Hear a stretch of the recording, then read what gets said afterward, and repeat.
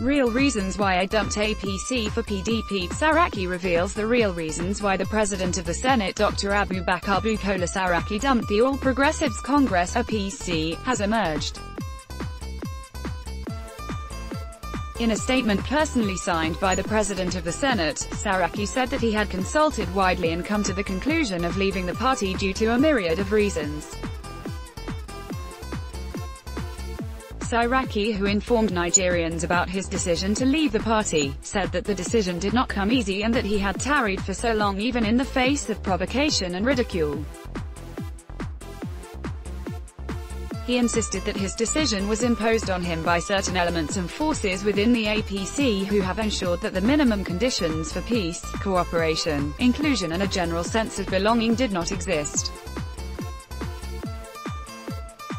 Below is the full text of the statement by Saraki. I wish to inform Nigerians that, after extensive consultations, I have decided to take my leave of the All Progressives Congress (APC).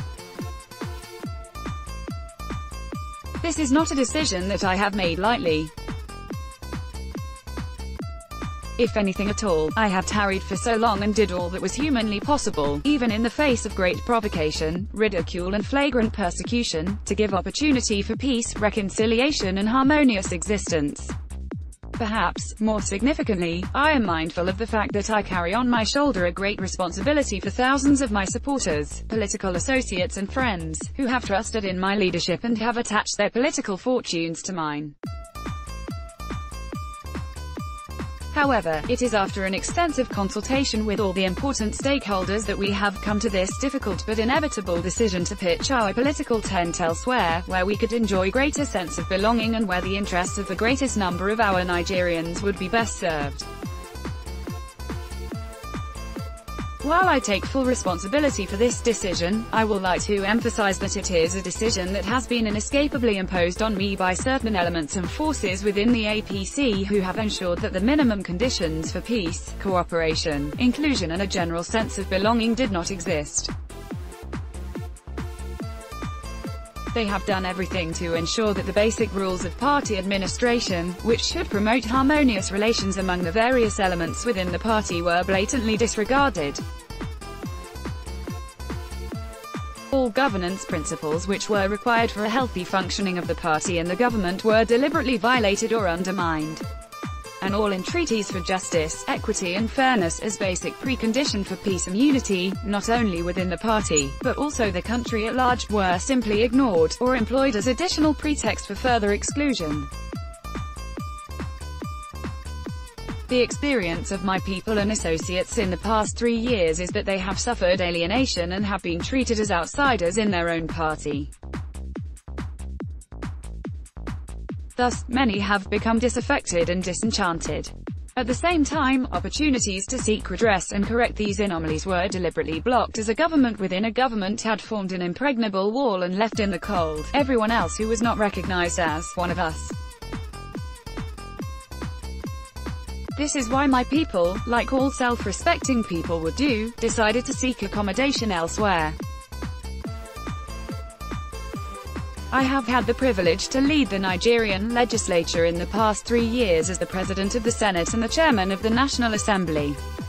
The framers of our Constitution envisage a degree of benign tension among the three arms of government if the principle of checks and balances must continue to serve as the building block of our democracy. In my role as the head of the legislature, and a leader of the party, I have ensured that this necessary tension did not escalate at any time in such a way that it could encumber executive function or correspondingly, undermine the independence of the legislature.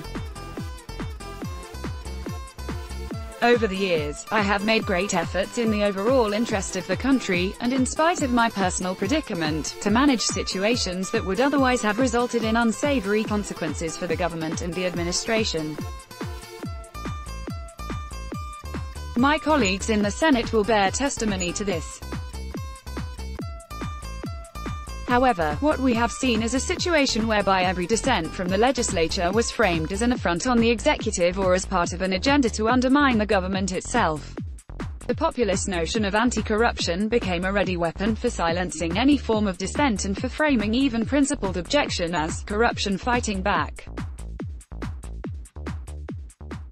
Persistent onslaught against the legislature and open incitement of the people against their own representatives became a default argument in defense of any shortcoming of the government in a manner that betrays all too easily a certain contempt for the Constitution itself or even the democracy that it is meant to serve. Unfortunately, the self-serving gulf that has been created between the leadership of the two critical arms of government based on distrust and mutual suspicion has made any form of constructive engagement impossible. Therefore, anything short of a slavish surrender in a way that reduces the legislature to a mere rubber stamp would not have been sufficient in procuring the kind of rapprochement that was desired in the interest of all. But I have no doubt in my mind that to surrender this way is to be complicit in the subversion of the institution that remains the very bastion of our democracy. I am a Democrat. And I believe that anyone who lays even the most basic claim to being a Democrat will not accept peace on those terms, which seeks to compromise the very basis of our existence as the Parliament of the people. The recent weeks have witnessed a rather unusual attempts to engage with some of these most critical issues at stake. Unfortunately, the discord has been allowed to fester unaddressed for too long, with dire consequences for the ultimate objective of delivering the common good and achieving peace and unity in our country. Any hope of reconciliation at this point was therefore very slim indeed. Most of the horses had bolted from the stable.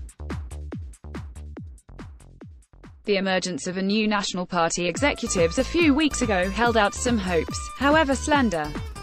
The new party chairman has swung into action and did his best alongside some of the governors of APC and His Excellency, the Vice President.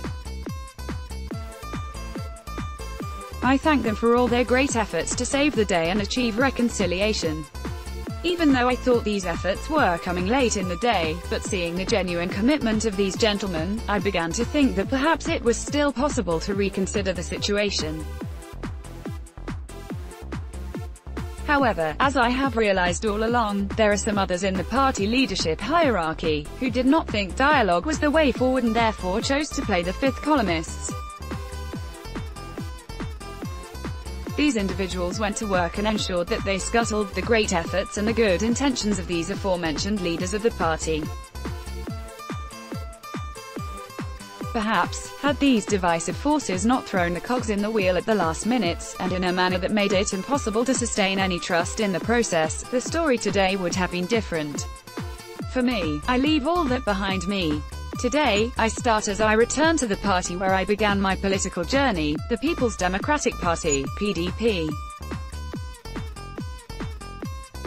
When we left the PDP to join the then nascent Coalition of All Progressives Congress (APC) in 2014, we left in a quest for justice, equity and inclusion, the fundamental principles on which the PDP was originally built but which it had deviated from. We were attracted to the APC by its promise of change. We fought hard along with others and defeated the PDP. In retrospect, it is now evident that the PDP has learned more from its defeat than the APC has learned from its victory. The PDP that we return to is now a party that has learnt its lessons the hard way and have realized that no member of the party should be taken for granted. A party that has realized that inclusion, justice and equity are basic precondition for peace. A party that has realized that never again can the people of Nigeria be taken for granted. I am excited by the new efforts, which seeks to build the reborn PDP on the core principles of promoting democratic values, internal democracy, accountability, inclusion and national competitiveness, genuine commitment to restructuring and devolution of powers, and an abiding belief in zoning of political and elective offices as an inevitable strategy for managing our rich diversity as a people of one great indivisible nation called Nigeria.